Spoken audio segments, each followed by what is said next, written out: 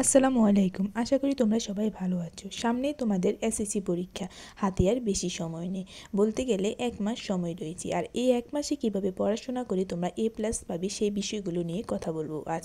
দেখো, শুধু পড়াশোনা করলেই হবে না, পড়াশোনা তোমাদেরকে এমনভাবে করতে হবে যাতে তোমাদের A+ নিয়ে আসতে পারো।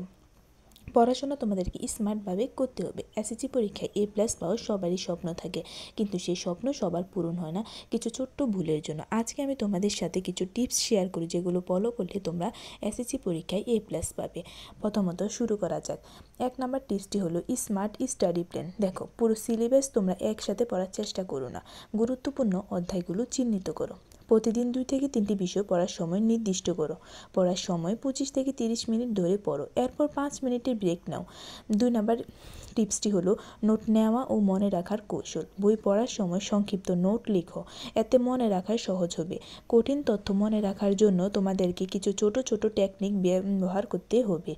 তোমাদেরকে এমনভাবে পড়তে হবে যাতে তোমাদেরকে কঠিন পড়াগুলো তোমাদের সহজ হয়ে যায়।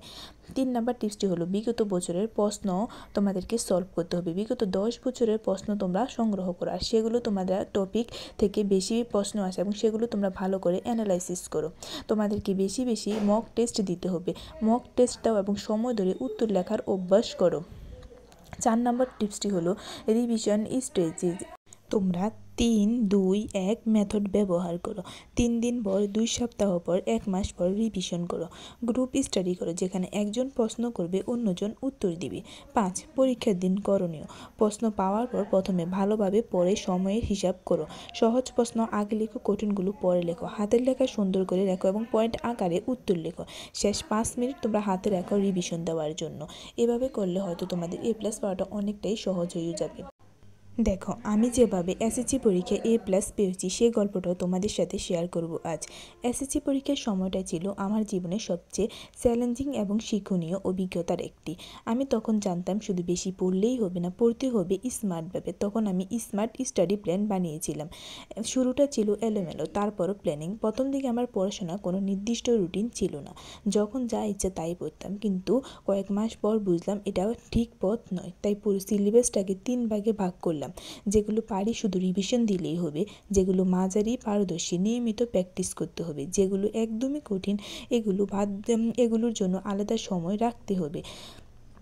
2 নোট ও স্মার্ট টেকনিক ব্যবহার করতাম। বিগত বছরের প্রশ্ন প্র্যাকটিস করতাম। প্রত্যেকটা প্রশ্ন ধরে ধরে অ্যানালাইসিস করে পড়তাম এমনভাবে যাতে যেখান থেকে প্রশ্ন আসে আমি পারবো, এরকম একটা বিশ্বাস নিয়ে প্রশ্নগুলো সলভ করতাম। পরীক্ষার হলে সময় ব্যবস্থাপনা করতে হবে, যাতে তোমাদের সময়ের উপর খেয়াল রাখতে হবে যাতে তোমাদের কোনো উত্তর বাদ না যায় সময়ের জন্য। এমনভাবে যদি তোমাদেরকে পড়াশোনাগুলো কভার করে আসতে হবে যাতে পরীক্ষার হলে তোমরা তাড়াতাড়ি সবগুলোর উত্তর করে আসতে পারো।